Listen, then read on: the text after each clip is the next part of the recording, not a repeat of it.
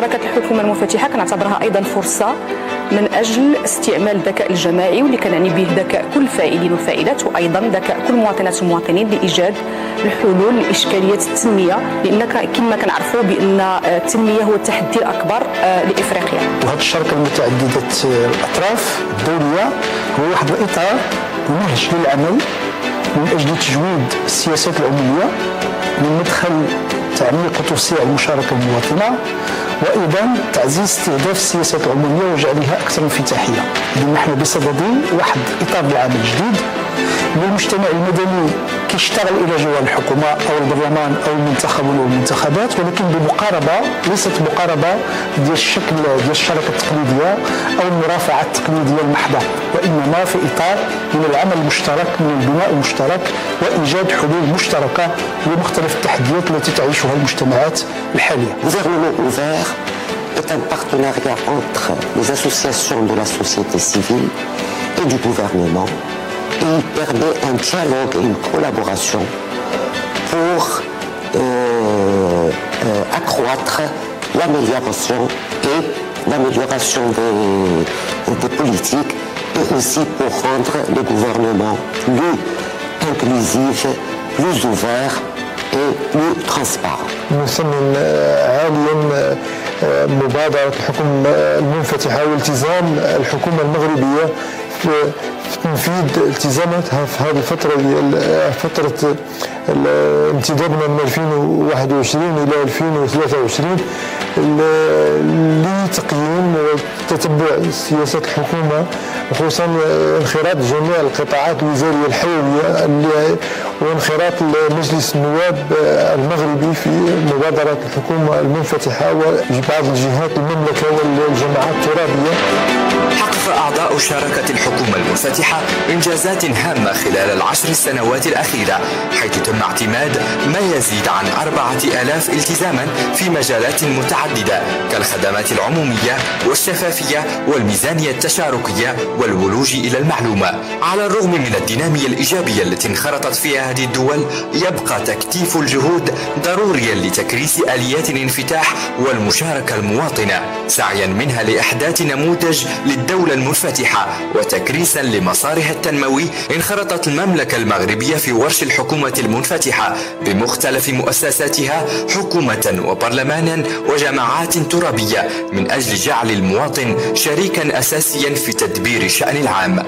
والتزم الفاعلون الوطنيون بتنزيل خطط عمل لشراكة الحكومة المنفتحة المرتبطة بالصحة والتعليم والعدالة والإدماج الاجتماعي وغيرها من القطاعات ذات أولوية. كما تم خلق الشبكة المغربية للجماعات الترابية المنفتحة بكل جهات المملكة. اليوم تعرف منطقة إفريقيا والشرق الأوسط تحديا كبيرا متعلقا بتنزيل إصلاحات ذات وقع إيجابي على المواطنات والمواطنين.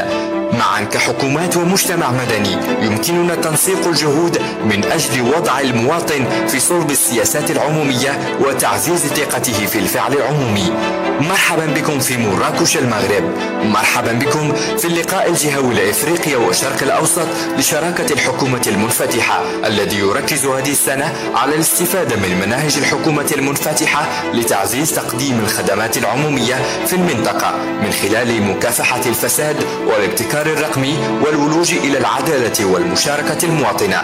التنمية مسؤولية مشتركة، معا يمكننا بناء منطقة منفتحة ومزدهرة.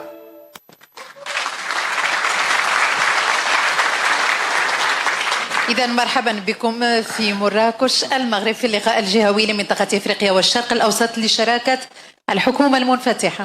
Welcome to Morocco, welcome to Marrakesh. As we saw, OGP offers platform for civil society organizations to connect with governments to work on reforms that can improve the lives of citizens. Civil society organizations can play a crucial role to ensure that public services are shaped and delivered for citizens. Over the next 3 days, we will hear from reformers from all over the region to exchange ideas and solutions to our most pressing issues to build a more open and prosperous Africa through open government. إذن هو لقاء سيستمر على مدى 3 أيام لتبادل التجارب والخبرات في هذا المجال داخل الشراكة من أجل حكومة منفتحة. المغرب صامد انضم إلى الشراكة المنفتحة من أجل حكومة منفتحة في أبريل من سنة 2018. انضم المغرب إذن إلى شراكة الحكومة. كانت هناك قناعة ورؤية تجسدت على أرض الواقع بإسهامات مهمة قدمتها الرباط في مسعى توطيد وتنزيل هذه الشراكة. اليوم أشواط كبرى قطعها المغرب في مجال السياسات والخدمات العمومية، ووفق مقاربة تضع المواطن في صلب الاهتمامات. هذه المحاور ستتوقف عندها السيدة الوزيرة وزيرة الانتقال الرقمي وإصلاح الإدارة السيدة غيتا مزور. ستنضم إلينا الآن كلمة للسيدة الوزيرة. To welcome all participants and get this event started, Minister of Digital Transition and Administration Reforms, Rita Mzour, will deliver her remarks. Minister, the stage is yours. الحمد لله والصلاة والسلام على مولانا رسول الله. السيدات الوزيرات، السادة الوزراء المحترمون، ضيوف المملكة، السيد المدير العام لشراكة الحكومة المنفتحة، السيد والي جهة مراكش آسفي، السيد رئيس مجلس الجهة مراكش آسفي، السيد رئيس مجلس الجهة الرباط سلا القنيطرة، السيد العامل المحترم، السيد رئيس الجمعية المغربية لرؤساء مجالس العملات والأقاليم، السيد رئيس الاتحاد البرلماني الدولي المحترم، السادة رؤساء البرلمانات المحترمون، السادة نواب، السيد رئيس مجلس النواب المغربي المحترم، السيدات والسادة البرلمانيون المحترمون، أصحاب معالي السفراء، السيدات والسادة ممثلات وممثلو المجتمع المدني، حضرات السيدات والسادة ضيوف المملكة المغربية، الحضور الكريم. لي عظيم الشرف أن أرحب بكم في فعاليات اللقاء الجهوي لمنطقة إفريقيا والشرق الأوسط لشراكة الحكومة المنفتحة، الذي تحتضنه المملكة المغربية تحت الرعاية السامية لصاحب الجلالة الملك محمد السادس نصره الله. هذه المبادرة المتعددة الأطراف تم الإعلان عليها في 20 سبتمبر 2011 خلال الجلسة الافتتاحية السنوية للجمعية العامة للأمم المتحدة في نيويورك، حيث تشتغل دولها الأعضاء البالغ عددها 77 دولة على وضع المواطن في صلب اهتماماتها عبر تعزيز الشفافية والحصول على المعلومة والنزاهة ومحاربة الفساد واستغلال التكنولوجيات الحديثة. مبادرة يتم تدبيرها من قبل لجنة القيادة، تعتبر فيها المملكة المغربية الدولة الوحيدة العضو في منطقة الشرق الأوسط وشمال إفريقيا.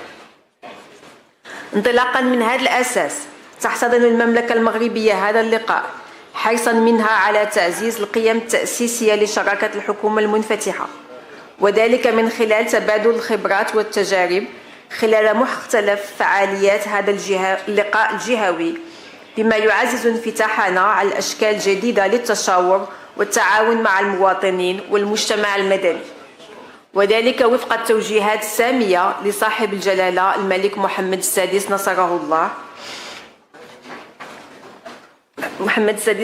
الله الداعية إلى تشجيع مختلف المبادرات الإقليمية والدولية الرامية إلى تعزيز المشاركة المواطنة وتخليق الحياة العامة وترسيخ مبادئ الحكامة الجيدة، وهي أهداف تمكن مبادئها من دستور المملكة الذي يكرس الديمقراطية التشاركية كإحدى الأسس التي يقوم عليها النظام الدستوري المغربي. إننا نعتز في المملكة المغربية بالنموذج التنموي الجديد الذي اعتمدت اللجنة الخاصة به أثناء إعداده مقاربة تشاركية وشاملة، نموذج يضع البعد التشاركي في قلب أولوياته من خلال الحث على تعزيز مشاركة المواطنات والمواطنين كركيزة للديمقراطية التمثيلية والتشاركية، نموذج تنموي جديد من طرف المغاربة ولفائدة المغاربة، تنزيدا للإرادة الملكية السامية المعبر عنها في خطاب صاحب الجلالة حفظه الله بمناسبة الذكرى 66 لثورة الملك والشعب، حين قال جلالته: النموذج التنموي الذي نطمح إليه نموذج مغربي خالص. كما بوأت الحكومة مكانة خاصة للمقاربة التشاركية في برنامج ولايتها 2021-2026، بما يعزز المشاركة المواطنة والبناء التشاركي لمخططات التنمية على الصعيد الترابي. حضرات السيدات والسادة، لقد جاء صدور القانون رقم 3113 المتعلق في الحق على الحصول على المعلومة في مارس 2018 ليستوفي معايير انخراط بلادنا في مبادرة شراكة الحكومة المنفتحة في أبريل من سنة ذاتها. ومنذ انضمامه إلى هذه المبادرة لم يدخر المغرب جهدا في الإسهام الإيجابي في مختلف برامجها، إذ تم تنفيذ خطة العمل الوطنية للحكومة المنفتحة لسنة 2018-2020 بنسبة 84%. كما أطلقت وزارة الانتقال الرقمي وإصلاح الإدارة الفضاء الرقمي الخاص بالمجتمع المدني على مستوى البوابة الوطنية للحكومة المنفتحة في دجنبر 2021، وهو فضاء تفاعلي مفتوح أمام جميع جمعيات المجتمع المدني يرمي إلى دعم وتعزيز الدور الرئيسي الذي تقوم به فعاليات المجتمع المدني في إعداد وتنفيذ وتقييم خطط العمل الوطنية المتعلقة بالحكومة المنفتحة من خلال مجموعة من قنوات الإنصات والمشاركة والحوار المستمر. كما وجبت الإشارة إلى أن مجلس النواب عضو في مبادرة الشراكة من أجل الحكومة المنفتحة، هذا بالإضافة إلى انضمام جهتي بني ملال خنيفرة وطنجة تطوان الحسيمة إلى البرنامج المحلي لمبادرة الشراكة من أجل الحكومة المنفتحة، حيث كانت جهة طنجة تطوان الحسيمة أول جهة على صعيد منطقة الشرق الأوسط وشمال إفريقيا تنضم إلى هذا البرنامج التشاركي. والتزاما من المملكة المغربية في المضي قدما في هذه المبادرة، تم اعتماد ونشر خطة العمل الوطنية الثانية للحكومة المنفتحة 2021-2023 في يوليوز 2021. خطة عمل تضم 22 التزاما في مجالات الشفافية وجودة الخدمات العمومية والمشاركة المواطنة والعدالة المنفتحة والمساواة والشمولية والجماعات الترابية المنفتحة. حضرات السيدات والسادة، يأتي نشر المساطر والإجراءات الإدارية وتبسيطها في أفق رقمنتها على رأس التزامات المملكة المغربية في خطة العمل الوطنية الثانية للحكومات المنفتحة. انطلاقا من هذا المبدأ توفر بلادنا ترسانة قانونية ترمي الارتقاء بالخدمات العمومية الرقمية، ومن ذلك القانون رقم 54/19 بمثابة 54/19 بمثابة ميثاق المرافق العمومية الذي يحث على تيسير تبادل المعلومات بين هذه المرافق، وكذلك الرفع من جودة الخدمات المقدمة للمرتفقين. والقانون رقم 55/19 المتعلق بتبسيط المساطر والإجراءات الإدارية الذي يحدد عددا من المبادئ العامة المنظمة للعلاقة بين الإدارة والمرتفقين من خلال تسخير تقنيات مبتكرة في مجال المعلومات والتواصل. وقد خطت بلادنا خطوات مهمة في رقمنة الخدمات العمومية، إذ تنخرط الوكالة التنمية الرقمية في مواكبة أكثر من 2000 إدارة عمومية من خلال تطوير تطبيقات وأنظمة معلوماتية مختلفة. كما أطلقت وزارة العدل مجموعة من الخدمات الإلكترونية التي تدخل في صميم الحياة اليومية للمواطنات والمواطنين، خدمات تبتغي تحقيق الفعالية والشفافية وتعزيز الثقة بين الإدارة والمواطن.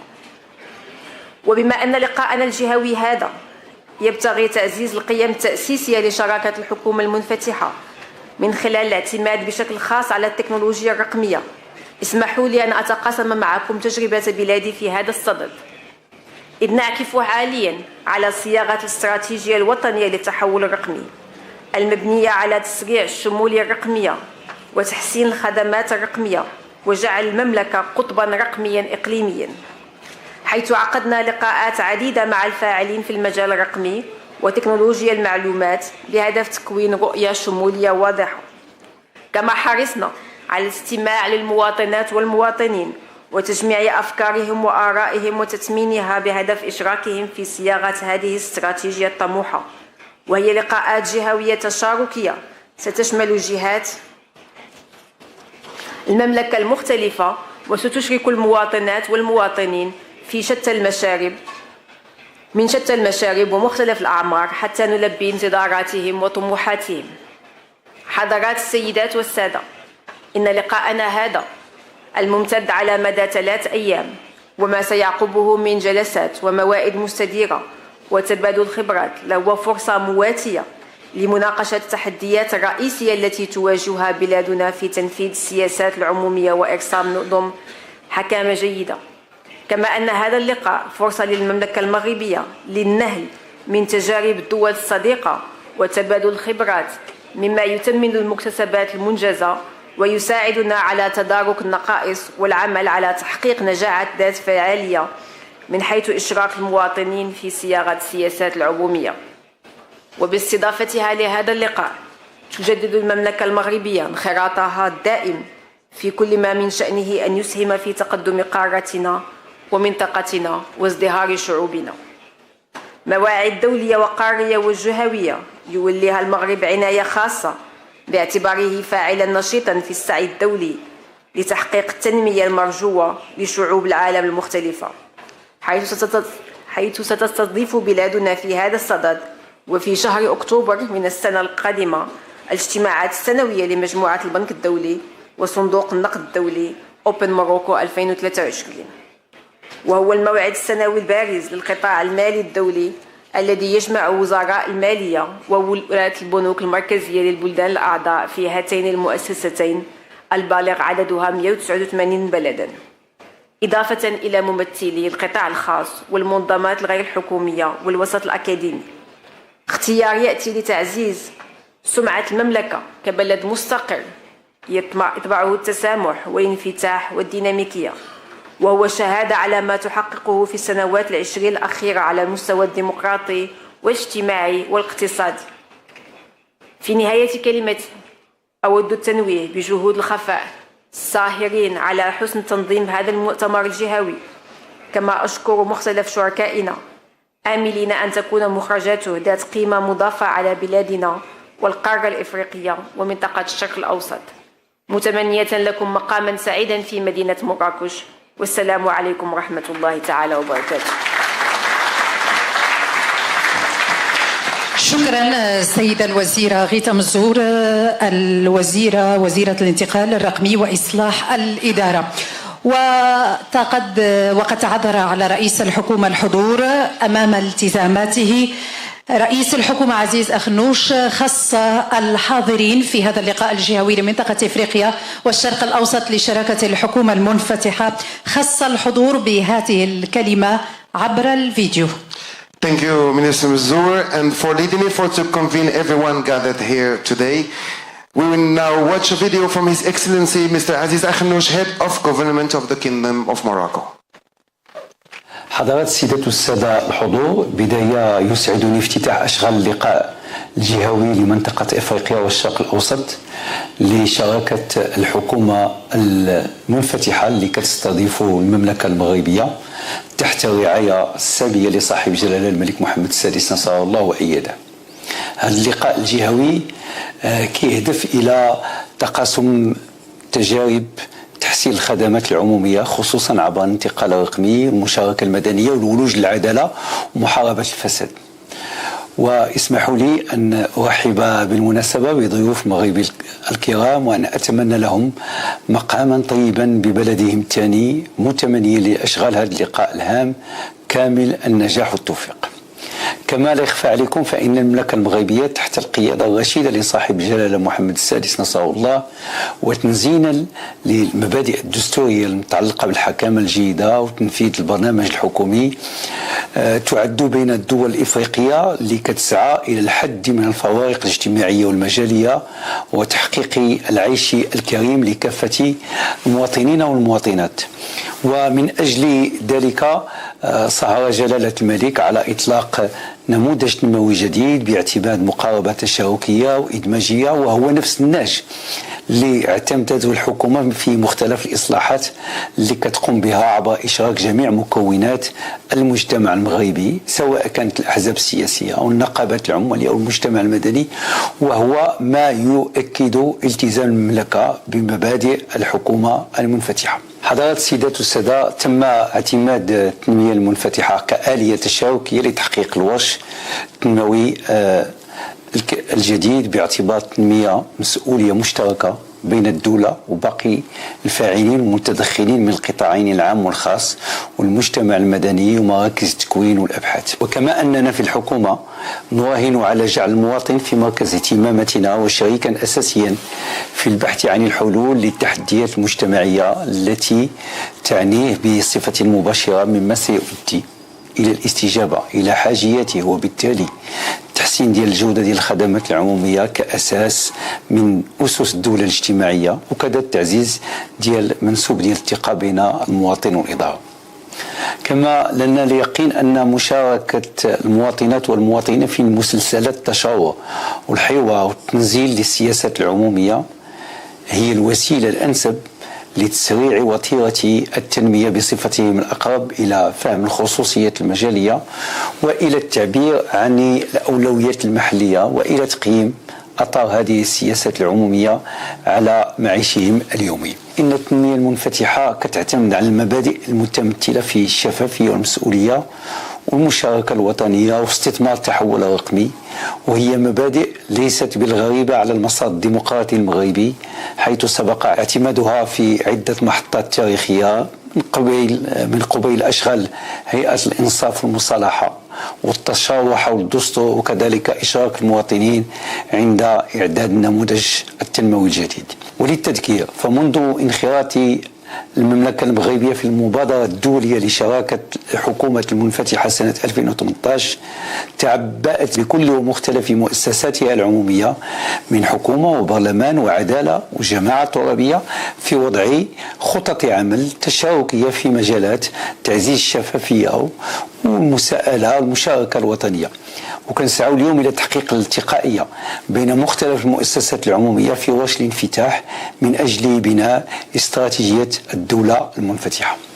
إننا نعتبر اللقاء الجهوي للحكومة المنفتحة بمنطقة إفريقيا والشرق الأوسط لحظة تاريخية من أجل تقوية روابط الشراكة والتعاون بين دول المنطقة الأعضاء في شراكة الحكومة المنفتحة عبر خلق وتعزيز شبكات إقليمية لتبادل التجارب والممارسات الفضلة، كما أنه نداء لكل دول إفريقيا والشرق الأوسط للتعبئة والانخراط في وجه الانفتاح، وذلك تماشيا مع مقتضيات الخطاب الملكي السامي لسنة 2018 بنواكشوط والموجه إلى رؤساء دول وحكومات الاتحاد الإفريقي الذي ينص على ضرورة الالتزام السياسي الصادق وتضافر الجهود على مستوى العمل الحكومي والمشاركة المدنية.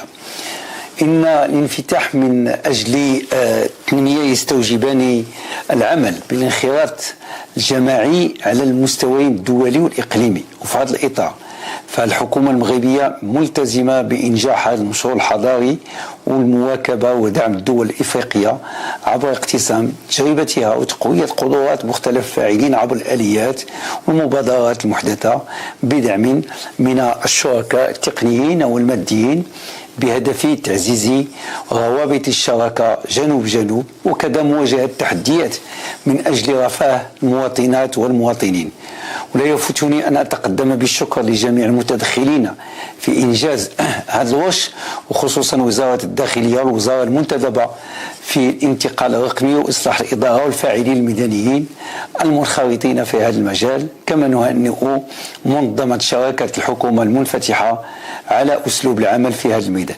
حضرات السيدات والسادة، يشكل هذا اللقاء الجهوي الذي يشارك فيه نخبة وطنية ودولية من الفاعلين والخبراء من القطاعين العام والخاص ومن فعاليات المجتمع المدني والشركاء الدوليين مناسبة لنا جميعا لترصيد المكتسبات التي تم تحقيقها والوقوف عند أهم التحديات، وكذا التقاسم ديال التجارب والممارسات الفضلى واستثمارها بما يمكن من الرقي بمستوى عيش المواطنات والمواطنين على مستوى جهة أفريقيا والشرق الأوسط.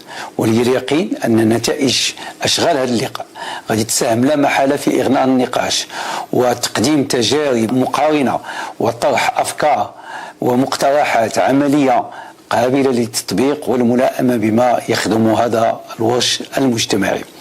وهنا لا يفوتني في الختام إلا أن أتوجه بالشكر الجزيل لجميع من أسهم في إعداد هذا اللقاء الجهوي المهم من قريب أو بعيد، مجددا لكم متمنياتي بالتوفيق والنجاح لأشغالكم، وشكرا. كانت إذن كلمة رئيس الحكومة عزيز أخنوش أكد بأن الحكومة المغربية ملتزمة بمقاربة الحكومة المنفتحة، والنقاش يستمر صامد على مدى 3 أيام لتقاسم التجارب في هذا الباب من أجل ترسيخ الحكومة المنفتحة. Many thanks to His Excellency Mr. Aziz Akhannouch, Head of Government of the Kingdom of Morocco. We're here today, Sana, to think of ways to renew our societies so governments respond better to citizens' demands and renew trust in public institutions. We'd now like to welcome to stage Mr. Sanjay Pradhan, Chief Executive Officer of the Open Government Partnership, to deliver his remarks. The stage is yours. إذن ينضم إلينا الرئيس التنفيذي لشراكة الحكومة سانجاي برادهان يتوجه إلى الحضور بهذه الكلمة.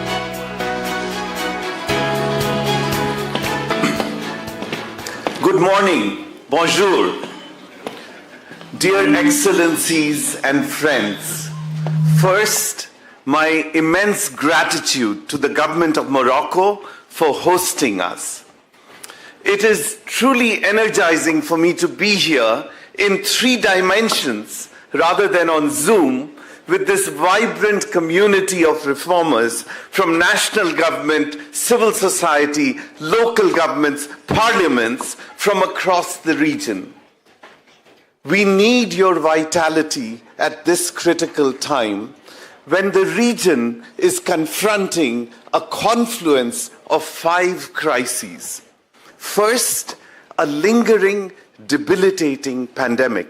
Second, a dismally slow economic recovery. Third, a sharp increase in extreme poverty and inequality. Fourth, a continuing climate crisis. And fifth, most relevant for all of us here, a deeper, cross-cutting crisis, a crisis of governance that impedes the ability of governments to tackle the other crises and manifests in deep citizen discontent. You see, prior to the pandemic, the Edelman Barometer showed that citizen trust in government had already plummeted to an all-time low globally as citizens perceived their governments to be disconnected and unresponsive to their needs or corrupt and captured by special interests. During the pandemic, citizen trust fell further as governments generally failed to live up to citizens' expectations. Populists have stoked this citizen anger to rise to power and then attack democratic institutions. Today, an astonishing 2/3, get this, 2/3 of the world's population live in countries that are non-democratic or where democracy is backsliding. While there are important exceptions in the region, we unfortunately see this crisis of governance mirrored starkly across much of Africa and the Middle East. We see this in growing discontent of citizens because democracy has failed to deliver dividends in terms of improving their lives. We see this in rising restlessness of youth, in unacceptably high youth unemployment and in associated crime and insecurity. We see this in protests, uprisings, coups in Burkina Faso, Mali, and Sudan. We see this in elections becoming mere springboards for leaders to rise to power who, once they are elected, extend their term and then attack democratic institutions. We see this in Afrobarometer data from 34 African countries, which show that only a minority of Africans feel that elections produce accountable leadership. We see this in electoral fatigue in Africa. 30 years ago, people were enthusiastic about voting for new leaders who they hoped would improve their lives. Today they feel that they did get the right to select new leaders, but they did not get better or different outcomes. In other words, they got choiceless democracies. Elections, therefore, have not alone proven sufficient for delivering on people's aspirations. OGP was founded precisely to deliver better governance for citizens beyond elections. So today at this gathering, we have an unprecedented opportunity and imperative to deliver on that promise of better governance for citizens for 3 reasons. First, over the last decade, OGP has grown into a global platform with 77 countries, 106 local governments, including 15 countries and 23 local governments in Africa and the Middle East, along with thousands of civil society organizations. We can leverage this global platform to deliver better governance for citizens. And we can do so because, second, evidence from the 10-year experience of OGP last year showed that the model works. So when government co-creates commitments with civil society, the reforms are more ambitious and the results stronger. You know what's very good is over 90% of the countries in Africa and Middle East have such multi-stakeholder forums to co-create OGP commitments. That's very commendable.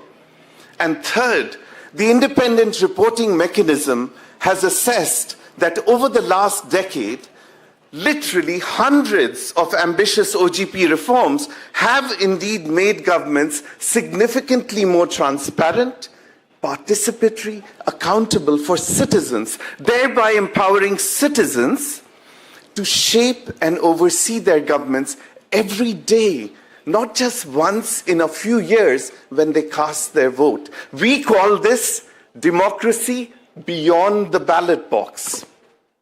But the stark reality is also that these reforms are too few and far between. So they just don't add up. So my call to collective action for all of us gathered here is to join together to scale up 5 clusters of ambitious reforms that can deliver better governance for citizens. And together, these 5 clusters of reforms can help tackle the crises of democracy, economy, inequality, and climate. So first cluster of reforms that we need to scale up: open contracts, open budgets, open company ownership that credibly combat corruption. In Ukraine, prior to the war, to combat the capture of the procurement process by powerful oligarchs, OGP reformers disclosed previously opaque contracts as open data, resulting in 80% of businesses reporting reduced corruption, 50% new businesses bidding for contracts, and fiscal savings of $1 billion. Right here in Africa and the Middle East, most OGP members have committed to open contracts, but only 2 have produced strong early results. The Panama Papers unmasked staggering stolen assets stashed in anonymous companies. Today, 30 OGP countries, including Kenya, Nigeria, and Slovakia, are advancing beneficial ownership transparency to end anonymous companies. You see, open contracts and open company ownership can level the playing field for businesses and spur investment and economic activity. During the pandemic, governments mobilized massive COVID-19 stimulus packages, but corruption also proliferated. Open budgets are vital for building citizen trust in this context. Nigeria's State Minister of Finance, Clem Akbar, right here, give him a round of applause. convened an OGP roundtable with civil society donors and the Auditor General to monitor COVID-19 stimulus and take corrective action. On the part of civil society, the CTAP coalition across 7 African countries is mobilizing citizens to monitor the money, to follow the money and demand accountability. Given spiraling debt levels, we also need greater debt transparency, as Ghana and Sierra Leone have instituted through OGP. Second cluster, empower citizens to shape public services, which is the theme of this conference, that impact their lives. Ghana's Shama municipality, represented right here, is enhancing citizen participation in the planning and implementing of development projects. In Kaduna, Nigeria, also represented here, when an audit found a health clinic which was paid by the budget but only existed on paper, it was a ghost clinic, the budget director partnered with citizens to become the eyes and ears of government to upload photos and feedback using a mobile phone, which resulted in a record completion of health clinics.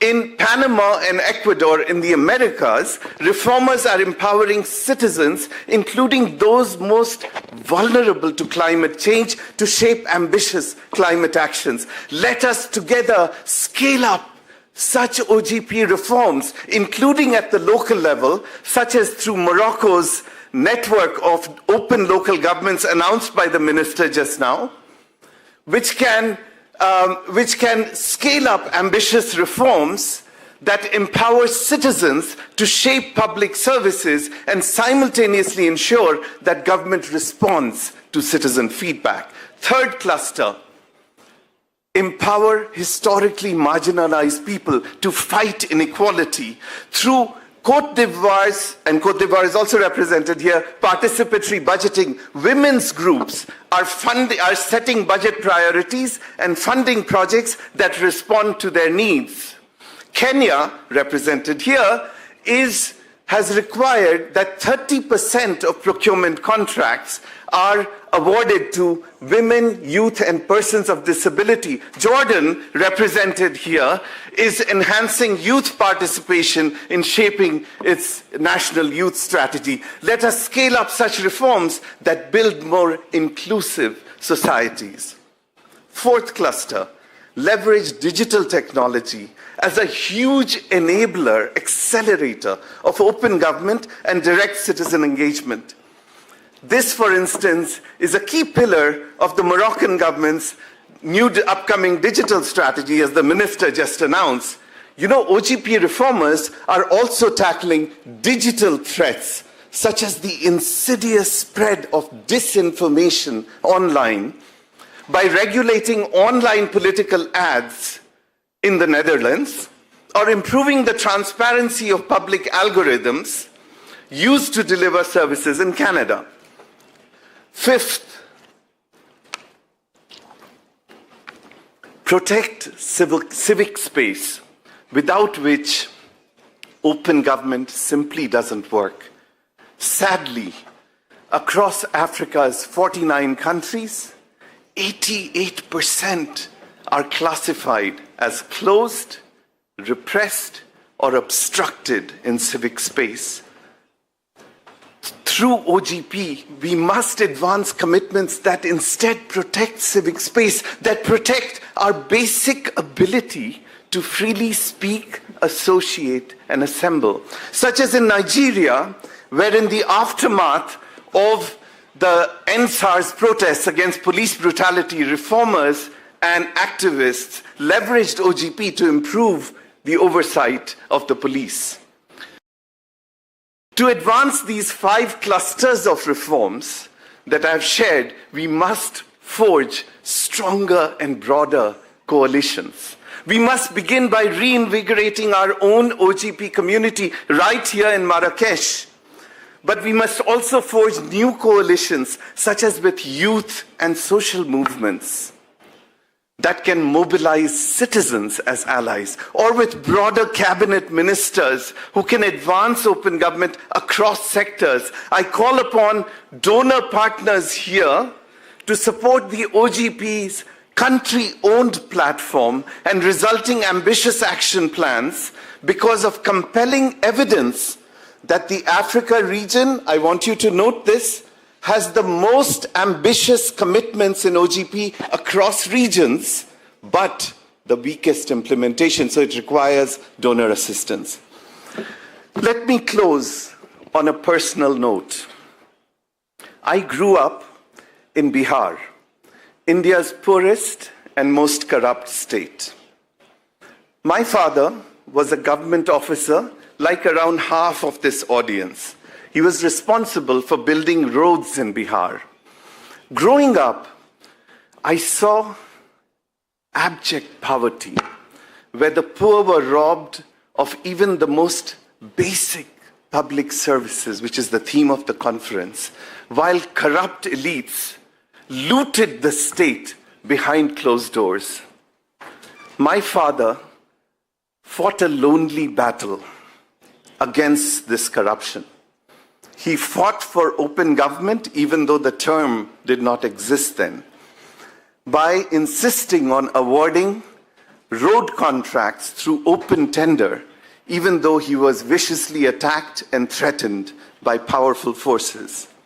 Upon retiring from government, he persisted as a civil society activist outside government, like roughly the other half of the audience here, and persisted in litigating against corruption in road projects till literally the day 12 years ago, when he litigated his final project, he slipped and he fell and he died. He persisted till the very end, but he was a lonely warrior. OGP represents a precious platform to connect such lonely warriors, such as my father, but importantly, such as so many of you here, so that we can find collective strength and courage to pursue and advance our shared goals against formidable odds. Right here in Morocco, the term Twiza, meaning collaboration, is a traditional practice where people come together to contribute to a shared goal. So let us join together in the spirit of Twiza to put citizens at the heart of governance. Let us join together in the spirit of Twiza to advance ambitious open government reforms that deliver better governance for citizens. Let us join together in the spirit of Twiza to deliver on that precious, precious promise, a government for the people, of the people, with the people. Merci beaucoup.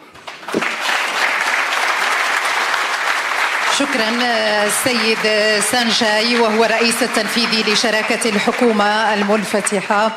شكرا على الكلمة، كانت فيها الكثير من الوضوح، الكثير من الصراحة. مفهوم التويزة، العمل الجماعي، تجربة مغربية قديمة يمكن أن تنصب في هذا المفهوم ديال الشراكة من أجل حكومة منفتحة، وتجربة حالية الآن بالنسبة للأوجيبي. Thank you very much, Mr. Sanjay Pradhan, Chief Executive Officer of the Open Government Partnership. The story of your father is very inspiring, and it's great to see you continuing this adventure.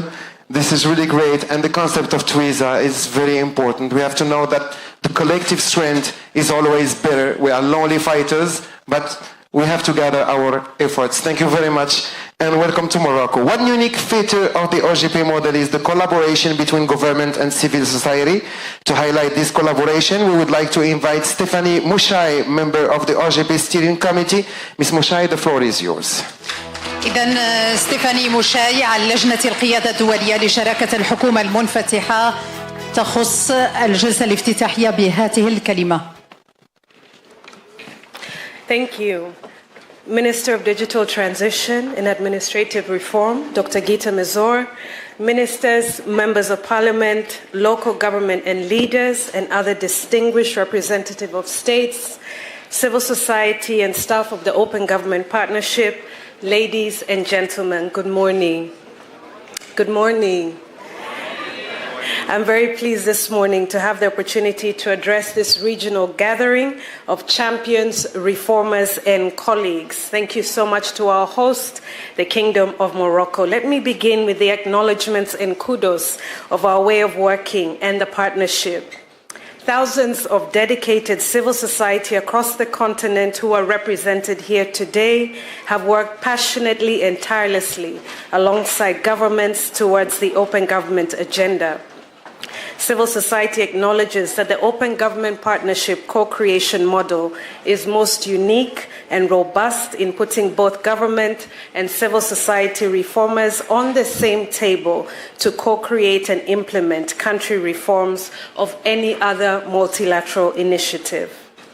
In our host country, the Kingdom of Morocco, we have heard of the various achievements this morning, and we'd just like to highlight one more. Morocco's civil society have advocated for 10 years for the passage of the volunteer law, and together with government, this has became a commitment in the country's second action plan and is now passed and adopted. So congratulations on this achievement.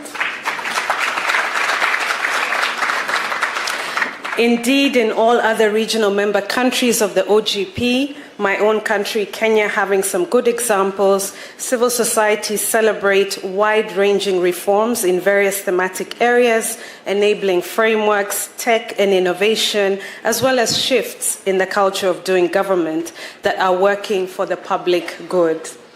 As we reflect on the progress in the region, we also reflect on the challenges, the shortcomings, and the lessons that we have learned over the last 10 years of open government efforts.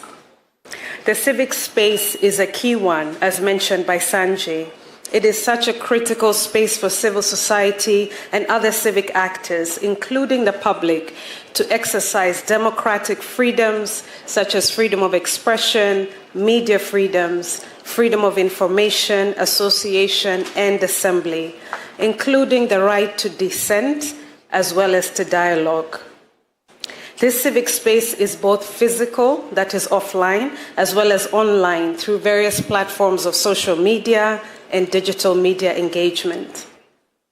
Civic space deteriorations in the region have been documented over several years. However, since 2020, when the global crisis of the pandemic took over the nations, these deteriorations have heightened and the region has heaved under the excessive, sometimes lethal force against protesters, escalating harassment, arbitrary detention and killing of human rights and environmental defenders, seeing whistleblowers exposing fraudulent use of COVID procurement funds assassinated, use of unlawful surveillance, internet shutdowns, and many other forms of oppression of the civic space. Those responsible for these violations, both state and non-state groups, are rarely held to account for the space, the civic actors, and their families. The values and objectives of this partnership cannot be meaningfully promoted and implemented while the civic space remains closed, repressed, or dangerous for the reformers that you see here today and others that are not with us. This needs to be a priority that member countries will take up to open and champion civic space in the region. Let OGP member countries be the leading nations when good examples of civic space are shared. Let us commit to ensure that both offline and online civic space concerns are addressed. As we reflect as civil society, these are three practical things that we believe that governments can commit to today, and these will really push the space for open government reforms in the continent and in the region. The first one is increasing political visibility and will. This includes management of political transitions at both national and local level to preserve the gains achieved under various administration and ensuring seamless continuity. In most countries, political transitions mean either the transfer or departure of open government champions and reformers. This often means that the institutional knowledge and progress that the open government reformers in the room are known for end up watered down or that they need to be built again.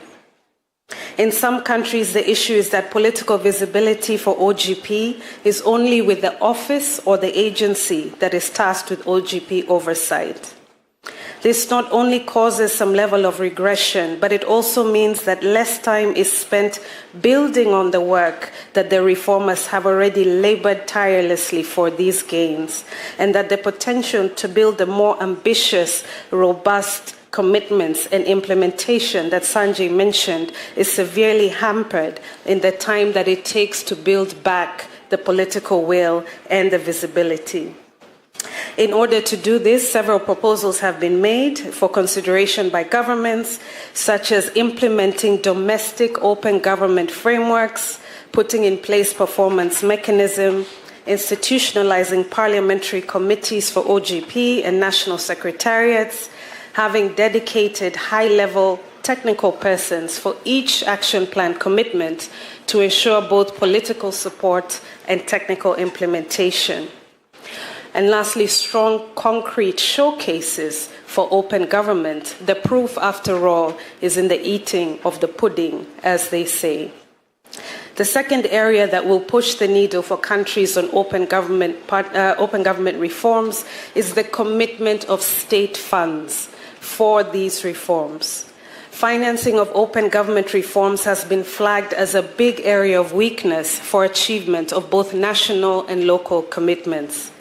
There are many countries who have a heavy reliance on external partnerships and funding to meet action plan commitments.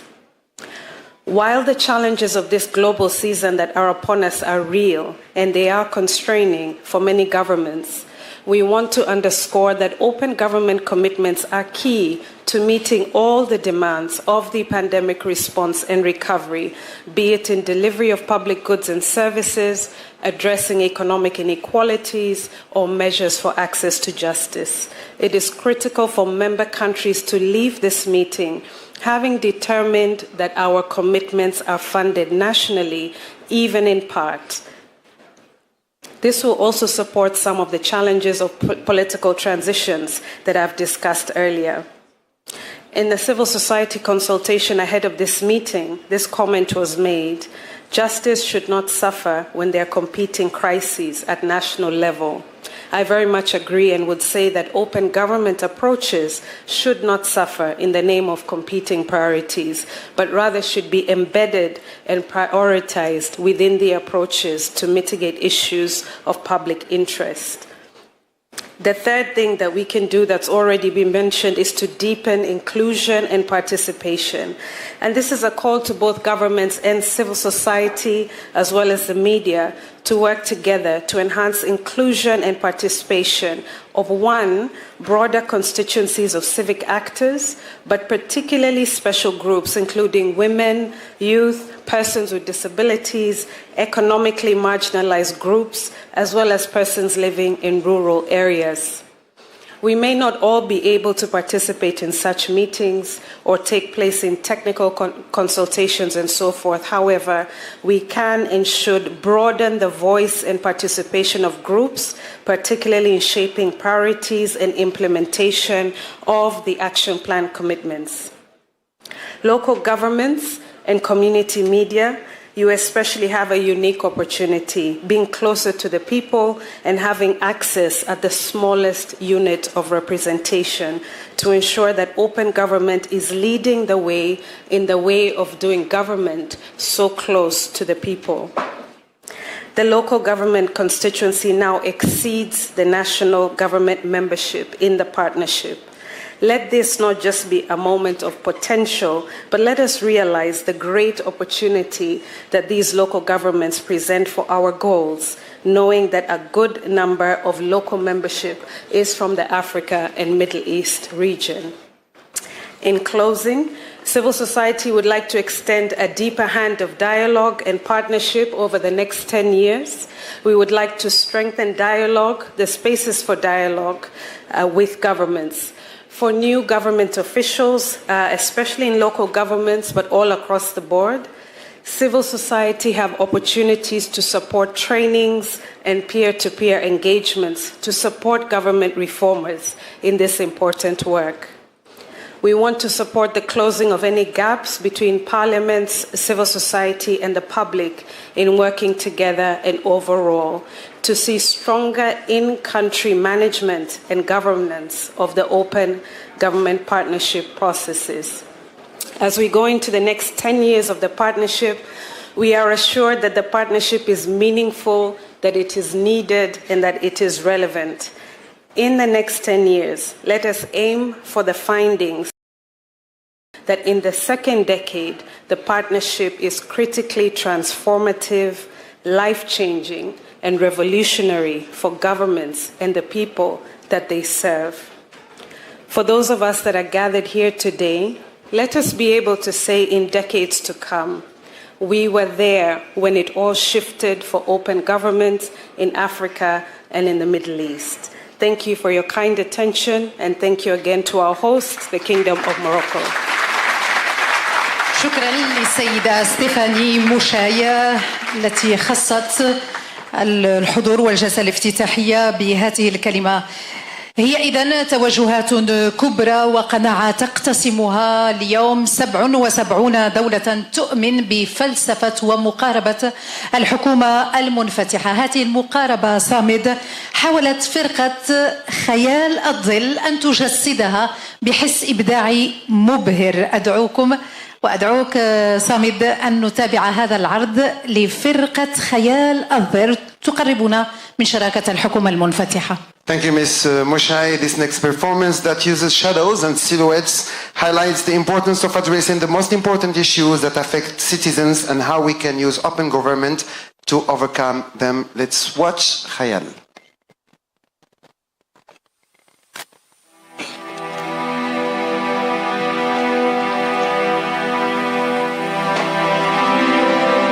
كيف يمكننا مواجهة تحديات العصر؟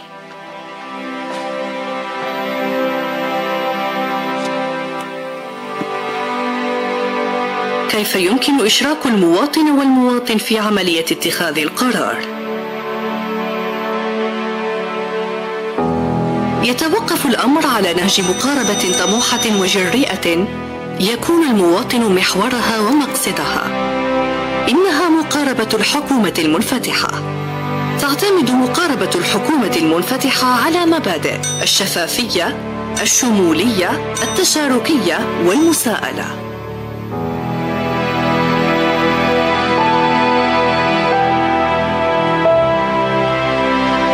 إن الهدف الذي يجب أن تسعى إليه الحكومات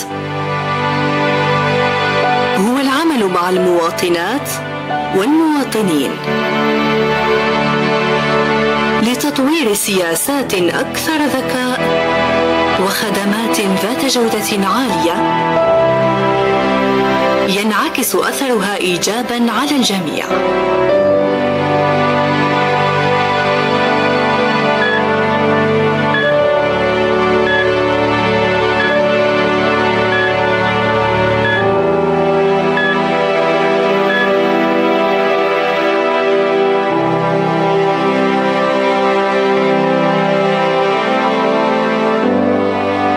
النهج يمكن المواطن من التعرف على سبل اتخاذ القرار ويؤهله لمساءلة صناع السياسات العمومية.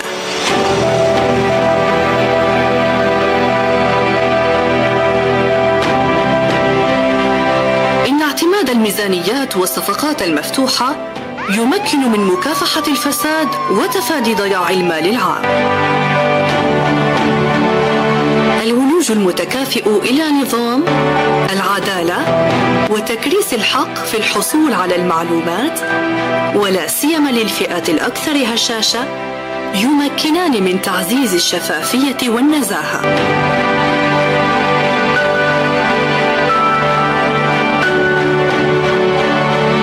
والاستفادة من الإمكانيات التي تتيحها التكنولوجيا الرقمية مع تدبير مخاطرها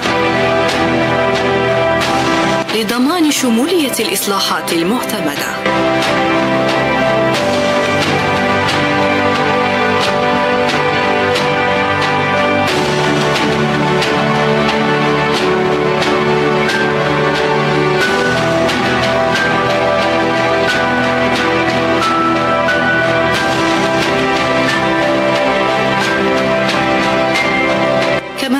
تعزيز الحريات الأساسية يضمن للمواطن والمواطن التعبير عن احتياجاته وانشغالاته بكل أمان، ويؤهله للمشاركة بشكل فاعل في تدبير الشأن العام. تتيح مبادرة الحكومة المنفتحة للمصلحين منصة من أجل الإعداد المشترك للحلول وتتبع مدى تنفيذها، وفضاء لتبادل الممارسات الفضلى عبر العالم. ولكي ينجح هذا الورش نحتاج إلى المزيد من المصلحين من داخل الحكومة والإدارة لفتح أوراش جديدة، ولحلفاء خارج الحكومة للمساعدة في إيجاد حلول طموحة، ولشركاء من جميع أنحاء العالم لدعم هذه الجهود. نحن نحتاج إليكم، انضموا إلينا من أجل بناء عالم أفضل وأكثر انفتاحاً.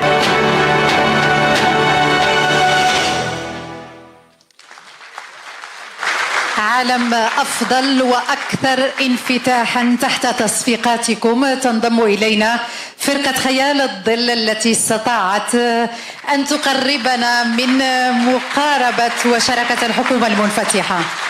Bravo, great performers of خيال الظل crew.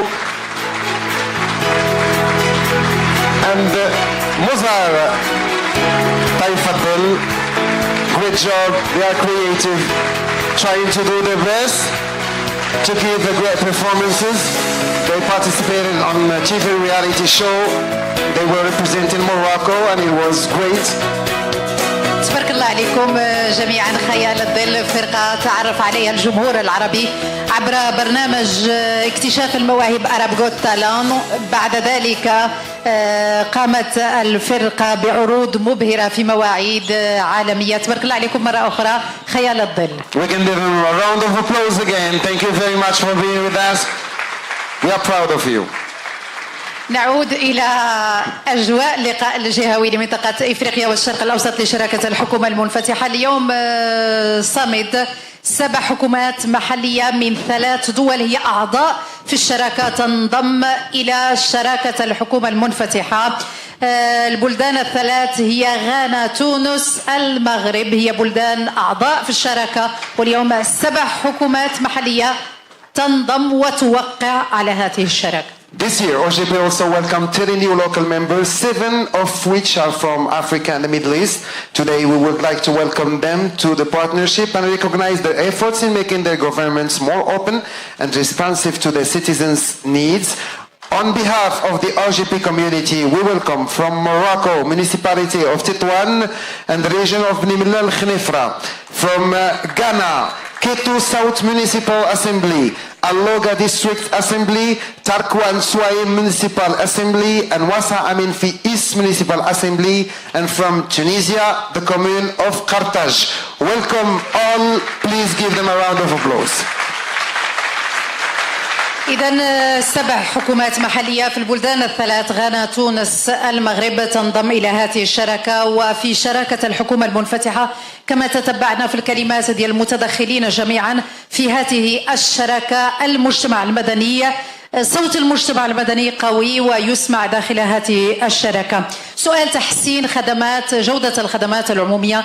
عندما نتحدث عن الخدمات العمومية، الصحة، التعليم، شبكة الماء الصالح للشرب، فهي خدمات يحتاج فيها المسير وصانع القرار إلى الإنصات إلى صوت المجتمع المدني. المجتمع المدني في حوار اليوم في الجلسة الافتتاحية. صامد. Now we will continue with what we like to call a fireside chat. Public services like health, education and water are not only critical to people's lives, but also provide a space for citizens and government interact. This panel, moderated by Aidan Iyakuzi, Executive Director of Chwawiza East Africa, will explore how public service delivery can be improved for citizens through open governance approaches and how we can deliver services inclusively and equitably. Please welcome to the stage Mr. Aidan Iyakuzi, Executive Director of Chwawiza East Africa, Ms. Barbara Schreiner, Executive Director, Water Integrity Network, Corinne Shingo, legal advisor at the executive officer, the deputy president, and Ms. Samira El Bauchi, director of Femme Bledi Development and Tourism.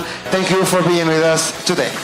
إذن الحوار سينطلق الآن في هذه الجلسة الافتتاحية. نتابع هذا الحوار. This is the last part of this great show. I can call it like this. 45 minutes for you, Mr. Thank you. Thank you. Good luck. You guys are doing a great job. Please, a hand of applause for this young man and the lady. You didn't even introduce yourself. What's your name? We were together on TV. She's very brilliant. She's the hard worker. I'm the lazy guy. Yes. But it works. You don't look lazy. Thank you very much. Thank you. And before I sit down with this distinguished panel, I also want to invite you to give a hand of applause to the interpreters at the back. You know, we always forget them, but they make sure we understand what is going on here. So, to the interpreters, thank you. Merci. Wow.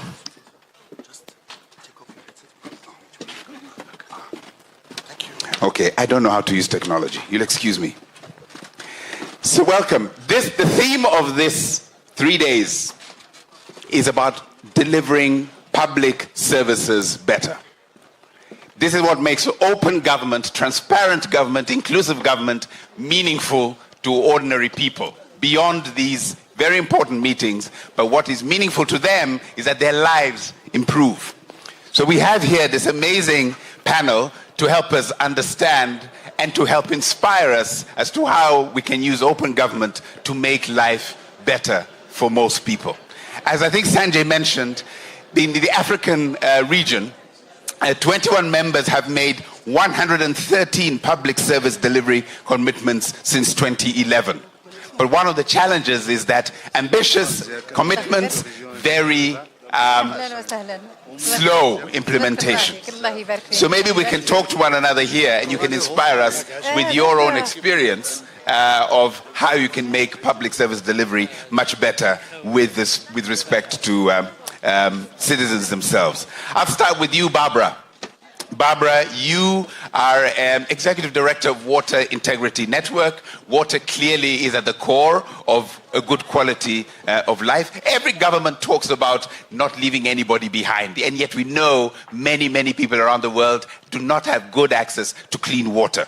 So how can open government help governments, local, national, deliver better together with people in order to make sure nobody is left behind? Welcome, Barbara. Yes, it's working. Thank you very much, Aidan, and thank you very much for this opportunity here. I mean, I think I want to start with looking a little bit at the progress that has been achieved in Africa around service delivery. So if we look at the SDGs, the Sustainable Development Goals are really around, differently from the MDGs, around ensuring that nobody gets left behind.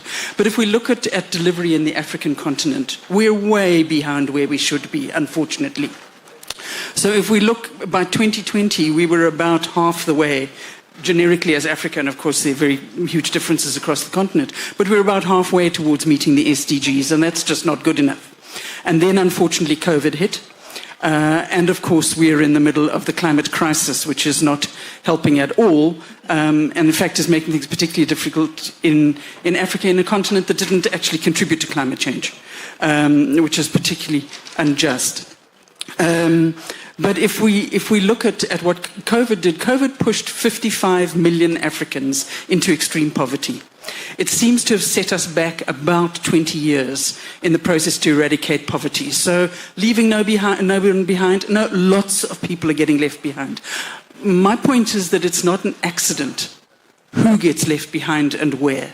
There are decisions made every day at the international level, at the national level, at the local level about who gets services and who doesn't get services.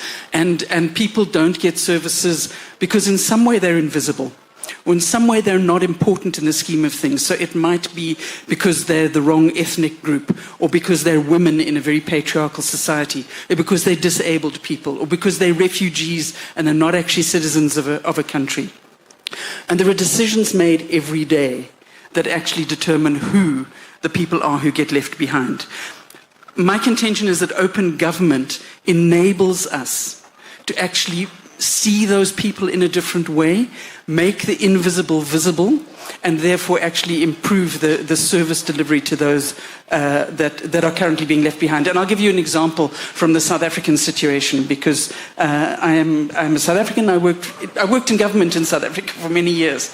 And one of the things that happened during COVID, if you remember, at the beginning of COVID, we all thought we had to wash our hands to keep safe. Turns out it was wrong, but we all thought we had to wash our hands. And there was this real issue around, there's a lot of people who don't have access to water. What's going to happen to them? So there was a lot of attempt to provide emergency water services to people around the world, around Africa, and lots was done. But a group called the International Budget Partnership in South Africa put together a program, initially I think in 1 or 2 metropolitan municipalities, to say, what is the situation in informal settlements around access to water, to sanitation, and to waste removal? And it was a very simple process that enabled residents of those areas to input into the International Budget Partnership through their cell phones what was actually happening in the informal settlement. And the IBP then pulled that information together and published a very simple dashboard of a traffic light, red, orange and green, about how the metro was doing in service delivery in the informal settlements. It's now grown across 7 metros and a whole lot more informal settlements, and it's available. They make the information available to the metros, and it has actually seen service delivery improve because there is public and community awareness and awareness in the local government themselves about that group that were largely invisible. So I think open government really can change how invisible groups are seen. Thank you. So key point here, making the invisible visible. It's important to know that those who are left behind really are invisible to policy making. They're not in the data. We just don't even ask them how they're experiencing public services. My organization tries to do that, just to try and make the invisible visible as well. Dr. Korir, welcome, sir. You are actually the senior advisor to the President of Kenya. And you're also on the Open Government Partnership Steering Committee as a member representing the government of Kenya. But before all of those big titles, what I loved about you is your passion for access to justice. You were critical in advocating for the rights of the Ogiek, an indigenous, marginalized people in Kenya, to secure their ancestral lands and livelihoods. And I know you fought long and hard all the way to the African Court on Human and People's Rights in Tanzania, and you won. So congratulations for winning. These are not small things. In many countries in our regions, the justice system is complicated, it's elitist, it seems out of reach for many. So from your own experience, how do we begin to make the justice system really accessible to everybody, but most importantly, to the marginalized and the excluded, so that their rights are respected and services are delivered to them? How do you do that? Thank you very much, Aidan. First, let me start by thanking the government of Morocco for having us here. When Sanjay spoke, he actually spoke very passionately about quite a number of issues. But the bottom line for me is the vision of OGP is the vision of a high energy good governance. We need to reinfuse new energy into the imperative of good governance in Africa, in the Middle East, globally. As he articulated the problems, the 5 problems or challenges, the other challenge for me is a challenge of apathy. Because aside from the rise of authoritarianism and the challenge around civic space, the problem with citizens now across the continent is a problem of apathy, where they feel that they have no hope, no choice, limited freedom, etc., etc. Access to justice begins to respond to the problem of apathy. Because essentially, what access to justice says is to say that there are people who've been left behind. You cannot participate if you have no access to redress. You cannot even begin to be a citizen. You're almost outside a system if you have no access to justice. And so being able to reconceptualize justice as inclusion is one of the ways in which we can be able to do that. And so access to justice is made difficult for indigents particularly, for two reasons. Number one is the challenge of financing. The cost of accessing justice is too high. And it's not just a direct cost, it's the indirect costs associated with the fact that justice takes too long to be delivered.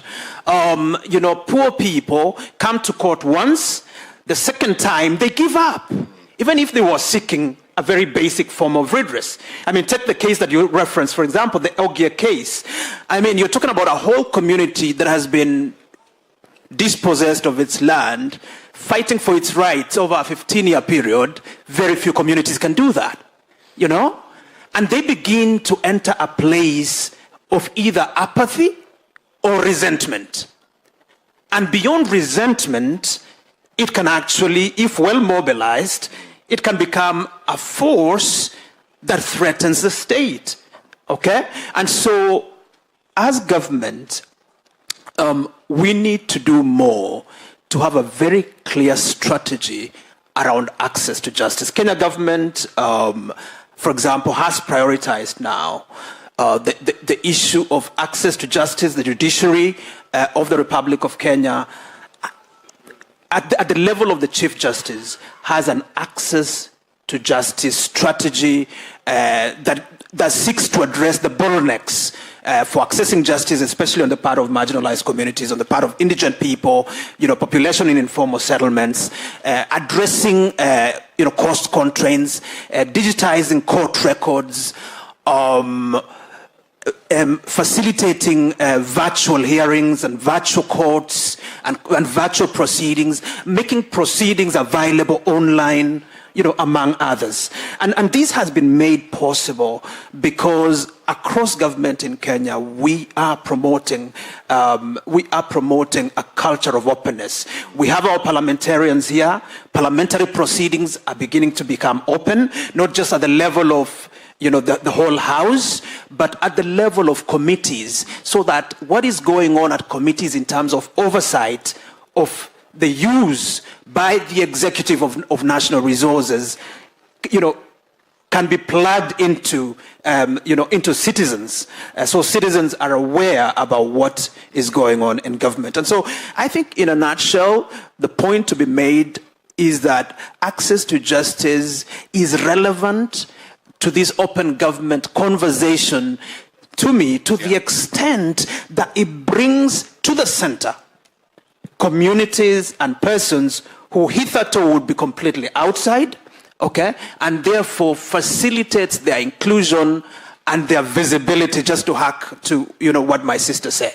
Thank you very much. Thank you, Korir. I like the fact that you say, using digital actually to make it more accessible to people, less expensive. They can see the court proceedings, they have access to the documents, and so therefore it reduces the costs and enhances their access to it. Thank you. And apathy really is dangerous. Apathy, resentment, and you get conflict at the other end of that. Madame Samia El Bauchi. I like your name because it's the first name of my president, President Samia in Tanzania. You are president of Femme Bladi. Yes? So I want to ask you, one of the things that the pandemic revealed was deep inequalities in society. And the people who really were burdened even more and left even further behind are women and girls. Drawing on your expertise, how can we make sure that women and girls become the center of public policies and services? How do we do that using open government approaches? شكرا. أكيد أن النساء هن أول ضحايا الجائحة وأيضا أول ضحايا التغير المناخي. أنا سوف لن أدخل في شرح ما تتعرض له النساء من تمييز والآثار إلى غير ذلك، لكن سأجيبك من خلال مثال. لتكون المرأة في صلب السياسات يجب أن تكون في كل مسار اتخاذ القرار. إذن سأعطي مثال من دوار، وهي قرية صغيرة بالمنطقة التي أسكن بها وهو إقليم سفرو. دوار هو اسم لقرية لم يكن معروفا حتى داخل الإقليم، لكن بفضل وجود امرأة داخل هيئة للحكومة وهي المبادرة الوطنية للتنمية البشرية باللجنة المحلية تغير الدوار بكل نسائه. كيف؟ حيث أن امرأة واحدة أخذت مبادرة وذهبت إلى عمالة إقليم سفرو وقالت أنا يجب أن أكون ممثلة باللجنة المحلية للتنمية البشرية، لأن كل نساء الدوار يعانين من الأمية، ليس لديهن تمكين اقتصادي، لا يتم الخروج حتى لقضاء حوائجهن بالسوق. فتواجد هذه المرأة التي اسمها سعاد، وأنا أحييها من هذا المحفل الكبير وكنت أتمنى أن تكون بجانبي وتحكي تجربتها بنفسها، هي استطاعت أن توصل صوت نساء دوارها لأصحاب القرار. كيف؟ بحيث أنها اقترحت مشروع يهم الساكنة، يهم نساء المنطقة. فهذه المرأة استطاعت بفضل مشاريع المبادرة الوطنية للتنمية البشرية من خلال معرفتها بأهمية وأولوية النساء واحتياجاتهم وإيصال أصواتهن إلى أن يتمكنن اقتصاديا. أصبح لديهن مدخول، أصبح لديهن حساب بالبنك، أصبحن يساهمن في تدبير الشأن المنزلي. أنا أقصد المصروف، يعني التدابير، يعني الاقتصادي. أيضا أصبحنا واعيات لأن كان هناك إشكالية تزويج الطفلات، وهؤلاء الطفلات كان لماذا يتم تزويجهن؟ لأن كان ليس يعني حتى يتمكن من إتمام دراستهن عليه أن ينتقل 30 كيلومتر من أجل إتمام دراسة الإعدادي. فبالتالي طالبنا بإيجاد وسيلة نقل لتتمكن الفتيات من الانتقال إلى المدرسة وإتمام الدراسة. أيضا هذه المرأة التي تواجدت في مراكز القرار، في مركز اتخاذ القرار وفي مركز هيئات الحكومة، استطاعت أن تسلط الضوء على هذا الدوار، لأن كل مسؤول كان يريد أن يأتي لزيارة هذا النموذج الناجح. فبالتالي كانت الجماعة مرغمة أن تمكنهن من الطريق إلى غاية الدوار. ثم أصبح الكل يتهافت على هذا النموذج الناجح، فاستطعنا أن يبنينا شراكات مع هيئات قطاعية أخرى مثلا الفلاحة، فاستطعنا أن يقيمنا داخل الدوار مركز لتجميع الحليب. ثم استطعنا بعد ذلك أن يطورنا مشروعهن إلى إنتاج الجبن والياغورت. إذن حين تكون المرأة في مركز القرار، حين تكون المرأة حاضرة في الهيئات الاستشارية، حين يكون لديها صوت، لأن النساء هن من يعرفن أولوياتهن، حين تكون المرأة هناك فأكيد أننا سنحظى بالتنمية، وأكيد أنها، لأن لا أحد يمكن استحضار يعني وجهة نظر نساء، ولكن ليست أي امرأة مع احتراماتي يعني النساء ذوات الحمولة النسوية الذي يدافعن عن قضايا النساء. حين تكون في هذه المراكز فأكيد أننا سنكون في صلب السياسات المحلية. وأعتقد أن من مبادئ لوجيبي، يعني مبادئ شراكة الحكومة المنفتحة وهي المشاركة المواطنة، يجب استحضار بعد المساواة بين الجنسين، واستحضار يعني حضور وجهة النساء في كل مبادئ الحكومة المنفتحة، من أجل أن نكون حاضرات في يعني السياسات العمومية وفي يعني بصفة عامة. أتمنى أن أكون قد أجبت. Wow. Thank you. Such concrete examples.